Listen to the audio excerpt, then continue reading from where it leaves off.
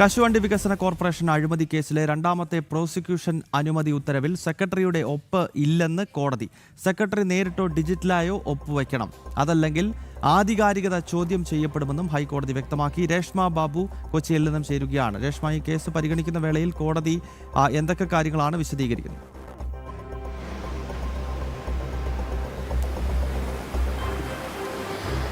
ഗൗതം, കശുവണ്ടി വികസന കോർപ്പറേഷൻ അഴിമതി കേസിൽ രണ്ടാമത് പ്രോസിക്യൂഷൻ അനുമതി ഉത്തരവ് ഈ പറയുന്ന വകുപ്പ് സെക്രട്ടറി ഇറക്കിയിരുന്നു. അതിൽ ചില സാങ്കേതിക പിഴവുകൾ ഉണ്ട് എന്നാണ് ഹൈക്കോടതി കണ്ടെത്തിയിട്ടുള്ളത്. അതായത്, ഈ വകുപ്പ് സെക്രട്ടറി ഇറക്കിയ പ്രോസിക്യൂഷൻ അനുമതി ഉത്തരവിൽ ഒപ്പുവെച്ചിട്ടില്ല.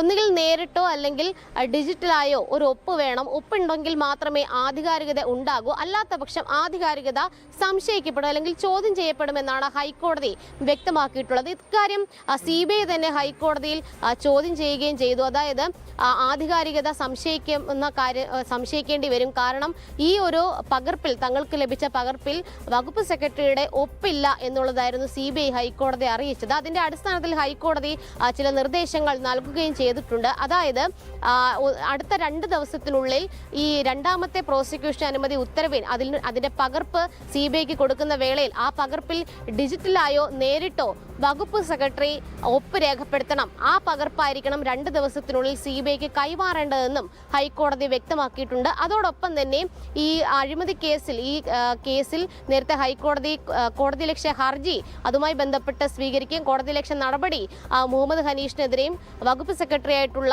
K ബിജുവിനെതിരെയും ആരംഭിക്കുമെന്നുള്ള ഒരു മുന്നറിയിപ്പ് നൽകിയിരുന്നു. അക്കാര്യത്തിൽ ഈ കോടതിയലക്ഷ്യ നടപടി തുടരണമോ വേണ്ടോ എന്ന കാര്യത്തിൽ ഒരു തീരുമാനം അടുത്തയാഴ്ച എടുക്കാമെന്നാണ് ഹൈക്കോടതി വ്യക്തമാക്കിയിട്ടുള്ളത്.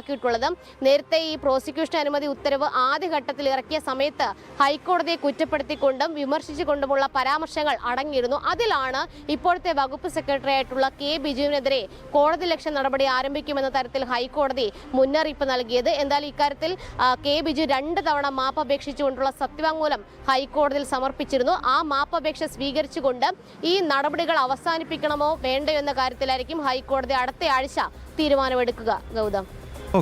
ഓക്കെ രേഷ്മ, വ്യക്തമാണ്. രേഷ്മ ബാബുവാണ് കൊച്ചിയിൽ നിന്നും വിശദാംശങ്ങൾ നൽകിയത്.